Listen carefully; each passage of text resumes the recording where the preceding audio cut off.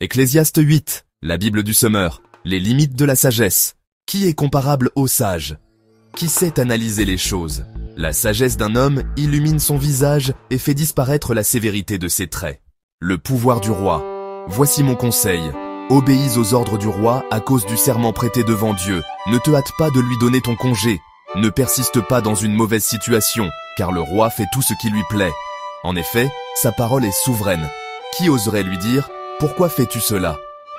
Celui qui s'en tient à ses ordres ne se mettra pas dans une mauvaise situation, et le sage saura discerner en lui-même le moment opportun et la juste manière de procéder.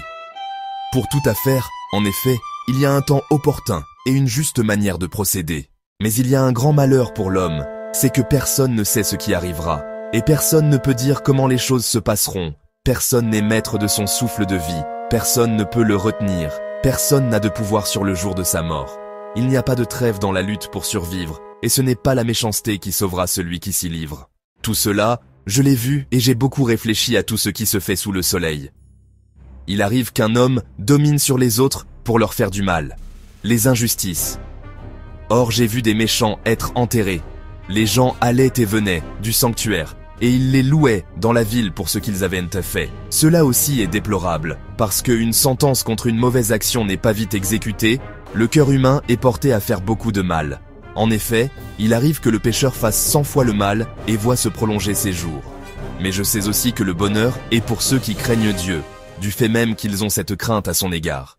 Mais qu'il n'y aura pas de bonheur pour le méchant et que, semblable à l'ombre, il ne verra pas ses jours se prolonger parce qu'il ne craint pas Dieu. Il y a une autre chose déplorable qui se passe sur la terre. Certains justes subissent le sort que méritent les agissements des méchants. Et certains méchants ont le sort que méritent les œuvres des justes. Je me suis dit que c'est encore là bien déplorable. Éloge de la joie. Alors j'ai fait l'éloge de la joie.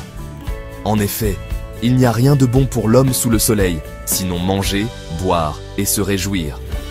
C'est là ce qui l'accompagne, au milieu de son dur labeur, auquel il se livre pendant les jours que Dieu lui accorde de vivre sous le soleil. L'œuvre de Dieu est incompréhensible. Lorsque je me suis appliqué à connaître la sagesse et à considérer les occupations auxquelles l'homme se livre sur la terre en se refusant le sommeil nuit et jour, j'ai vu toute l'œuvre de Dieu. Or l'homme ne peut comprendre l'œuvre qui se fait sous le soleil. Il a beau se donner de la peine pour comprendre, il n'y parviendra pas. Et même si le sage prétend savoir, en réalité, il ne peut pas comprendre.